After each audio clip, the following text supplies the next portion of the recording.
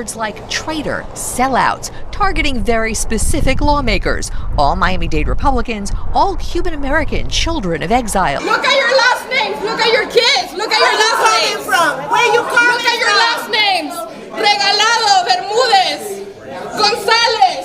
There are people with mental health issues. There are people with panic attacks, anxiety attacks. They rather to die than go back to Venezuela. This is not something about which I have a choice.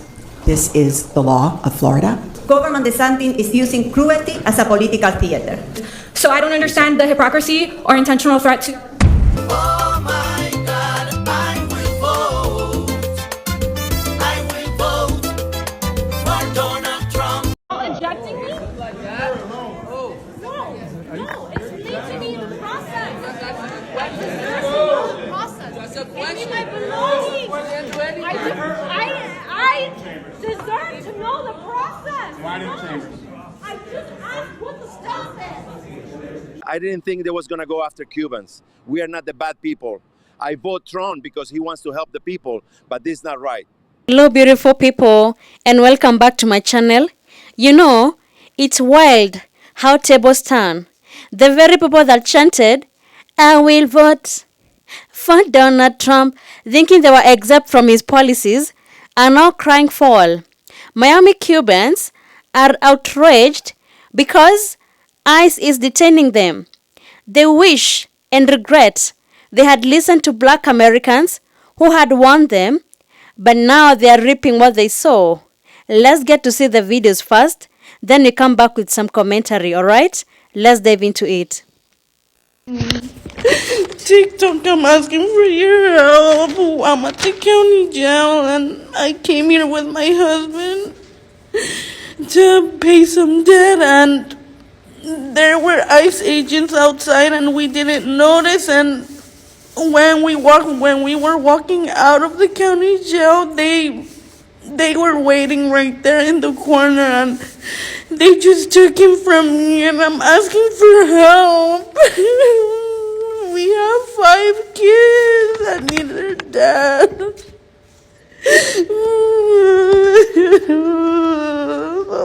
Please help me.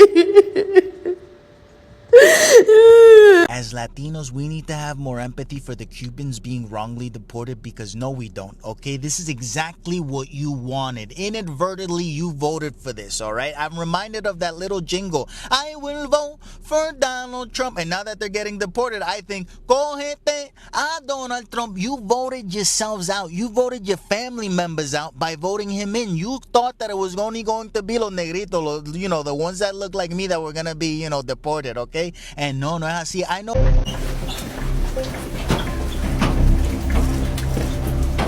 you from this country? No, we're fine. He's with them. What's your reaction to being detained? What's your reaction to being detained?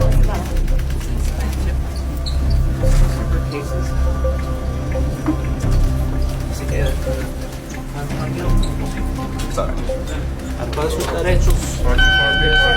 Spanish immigration attorney. Español? Alright, you may detain, you have the right to remain silent, you don't have to answer any of their questions. You don't have to answer anybody's questions.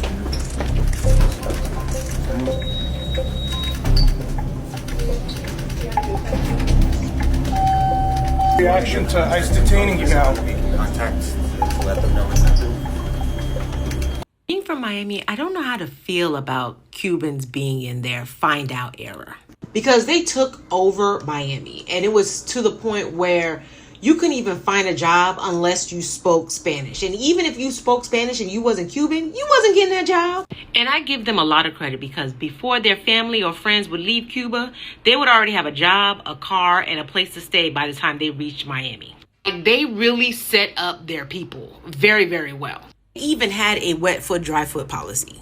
Where they messed up at was thinking that they thought becoming a Republican was going to make them tur. And the whole time they're speaking Spanish. And a majority of them didn't even bother to learn English, but yet they thought they were. And my main question is, what is the difference between Fidel Castro and 45? Until then, azúcar. So a Cuban immigrant just died in ICE custody. This man was 75 years old and he had been in the country for 60 years. So that is someone who came in the 60s after the Cuban Revolution when he was 14, 15, 16 years old and has lived the vast majority of his life in this country and then was detained 3 weeks ago as an elderly 75-year-old man and then died while in custody.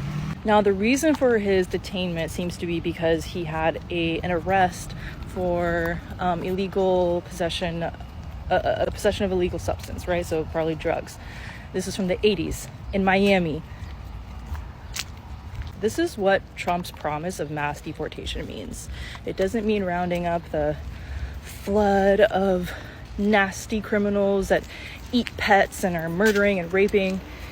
He knows that mass deportations of that type of profile is a fantasy.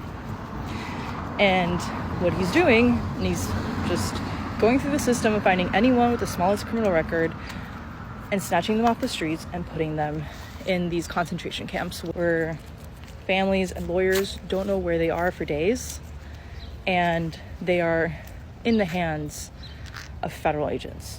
Florida will be the downfall of Latinos and Hispanics every time. Florida is what I will vote for Donald Trump. Florida is the home of I will vote for Donald Trump. That's where they live.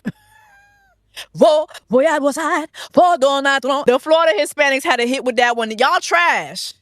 Y'all trash. Trump trash. His wig is trash. All y'all are garbage, okay? Y'all gonna be the downfall of the Latinos every motherfucking time. Florida Latinos, Hispanics from Florida.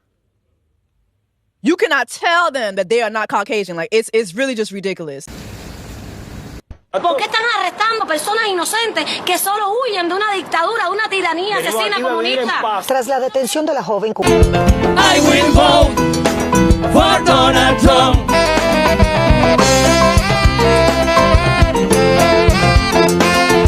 I will vote. Raise your hand, come on. For Donald Trump. I will vote. Arriba. I will vote for Donald Trump.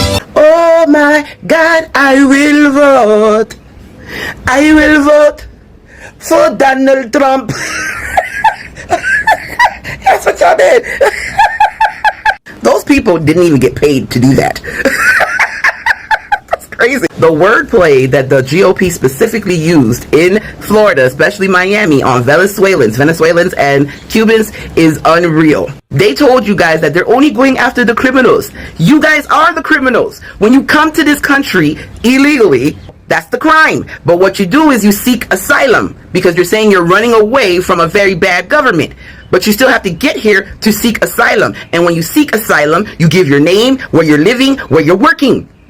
That's how this works. So that's what they did. They didn't go around trying to find a bunch of illegal immigrants everywhere because that's difficult to do. Apart from the farms and the construction sites, it's hard to find illegal immigrants in the country. They don't leave a paper trail. But people that seek asylum do. And that's why they went to y'all houses in Miami and picked y'all up because they knew where you were at. Your paperwork wasn't completed. But hey, I will vote for Donald Trump. I have zero sympathy for Cubans that voted for that delinquent motherfucker. Y'all are now facing the consequences of your own actions because of your pure ignorance.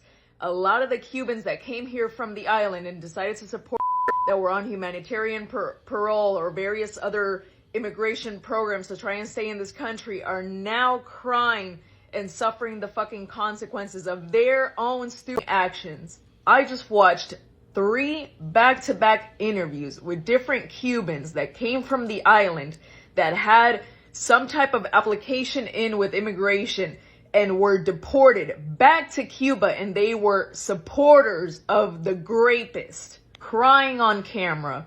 One of them even has a disabled child and another little kid. The wife had to stay back, and he was deported back to Cuba.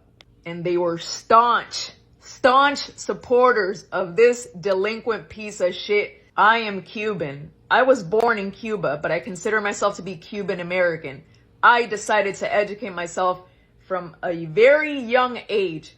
Back in about 2004, when John Kerry was running for president, I already knew at that point that I was a Democrat because I aligned directly with those values because I learned in political science and U.S. history classes in school what being a Democrat or aligning with those values was in comparison to conservative values. And mind you, my family were refugees from Cuba. My dad was a political prisoner, right? In Cuba. My whole family is conservative, Republican. But from a very young age, I decided to educate myself, to go to college, to do my own research. Even from the time I was a kid, even before going to college, I did my own research.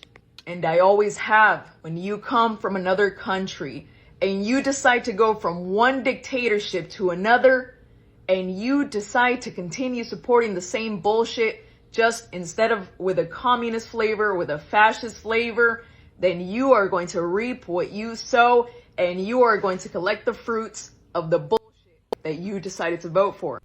ICE agents are breaking federal and state laws, and nothing, no matter what orders they're getting, are going to prevent them from being charged once this administration is taken off the books. Now, I'm going to provide you not only the federal statutes, but the state statutes. I'm then going to post them at the end on an overlay so that you can actually do the research yourself. Don't take my word for it. Research is power. Us united is power. You reposting this and sharing it is going to help us all be heard by many people. The federal statute reads as this: U.S. Code 242, titled Deprivation of Rights Under Color of Law, is a federal law that makes it a crime for someone acting under the authority of law to willfully deprive another person of their constitutional rights or privileges. This includes actions taken by government officials like law enforcement officers that violate a person's federally protected rights. Now, 4 weeks ago, the Supreme Court ruled that all individuals in the United States have a right to due process. So by arresting, refusing due process, detaining, and deporting people, as ICE is doing, they are violating the Constitution as well as the people's rights for due process. Due process is absolute. The state statute, 18 U.S.C. 1385, also known as the Posse Comitatus Act, generally prohibits the use of Army, Navy, Marine Corps, Air Force, or Space Force to execute the laws of the United States except in case and or under circumstances expressly authorized by the Constitution or an act of Congress. Violations can result in fines, imprisonment up to 2 years, or both. Now, Congress has not acted on anything. They didn't want the war. They didn't allow the National Guards to go in and police U.S. citizens. They didn't allow the Marines to go in and police U.S. citizens. They did not authorize ICE to go into state, local areas and police the citizens. That's another violation. The whole argument of we were following orders is exactly what Germany did in the 1930s and the 40s. And guess what? Those individuals wound up hanging from a rope. The Nuremberg trials. Now, what I'm telling you is this. You need to research this. Here's the first statute. Here's the second statute. And here's your Fourth Amendment right. Let's be clear. This is not about celebrating anyone's pain. This is about accountability and truth. For decades, black and brown communities have suffered under oppressive systems and were always said, when you empower white supremacy, it won't stop with just one group. Miami Cubans overwhelmingly voted for Trump, hoping to secure their status while throwing others under the bus. But now those same immigration policies are knocking on their door. ICE doesn't see Cuban, Mexican, or Dominican. They see brown skin. This is a moment of reflection for all communities. Don't be fooled into thinking you'll be spared just because you play along.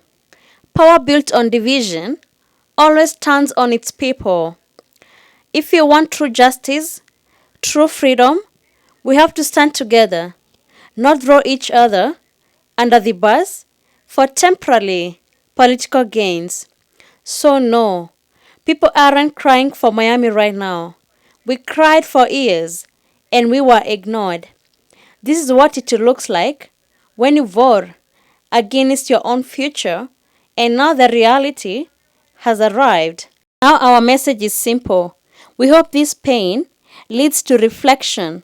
We hope you've learned that aligning yourself with supremacist ideologies does not protect you. It eventually consumes you too. We hope next time you vote with the whole community in mind, not just out of fear or self-preservation. It's time for Cuban Americans and all immigrant communities to see who really stands for justice, unity, and freedom. We hope this lesson stays with you and that in the future you'll make choices that uplift, not oppress. Because this fight is bigger than politics. It's about all of us. Thank you so much for tuning in to today's video. If you found value in what you shared, kindly consider subscribing and turn on notifications so you never miss any update from our videos. Your support really means a lot and it helps us keep bringing you more insightful content. Thanks again and see you in the next video.